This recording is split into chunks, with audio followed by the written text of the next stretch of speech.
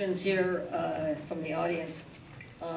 What happens to the racing schedule and training in Southern California if Hollywood Park announces that they are closing in 3 months?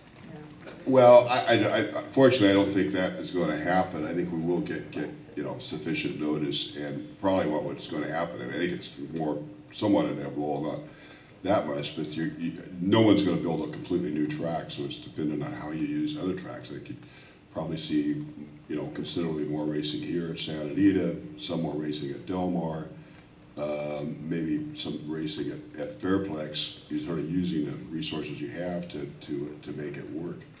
But hopefully we'll have a smooth transition. Traditionally, the problem has been the stabling.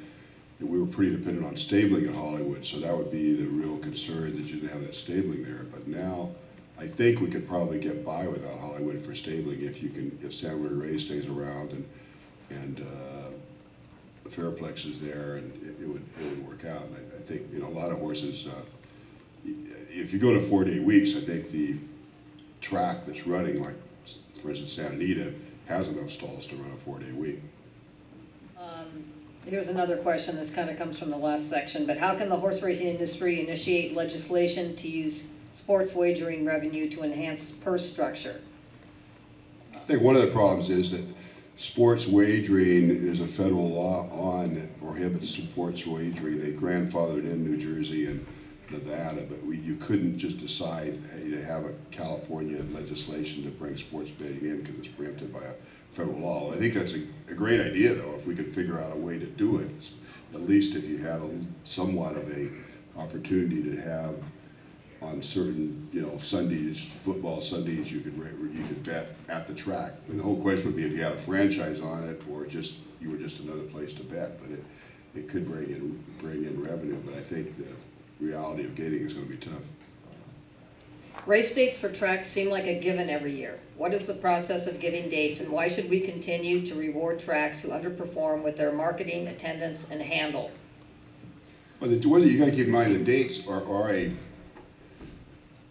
voted on by the board, but they're really a consensus of opinion from the horsemen and the tracks, and I think they're all trying, and they're all, I think sometimes we're beat up on tracks more than we should. It's a tough business. I don't think any of the tracks are making just a tremendous amount of money by skipping on other things.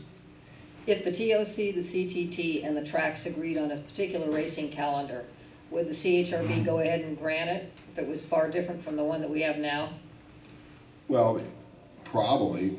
I think you've also got labors in there and the different municipalities. And I think we've got to consider everything. But if the tracks and effectively the horsemen agreed on it completely, I would think there would not be a barrier. One of the statistics we don't have much comparison on 4 versus 5-day rigs. We know that the Del Mar model worked from 6 going to 5, but Hollywood Park Spring, the field size when they were racing 5 days last year was 7.3, and when they went to 4-day race weeks, it went up to 8.2. And we know that field size drives handle, so that's one argument from going from 5 to 4-day weeks. It makes a difference, and when other racetracks around the country are doing the same thing, and that's our competition.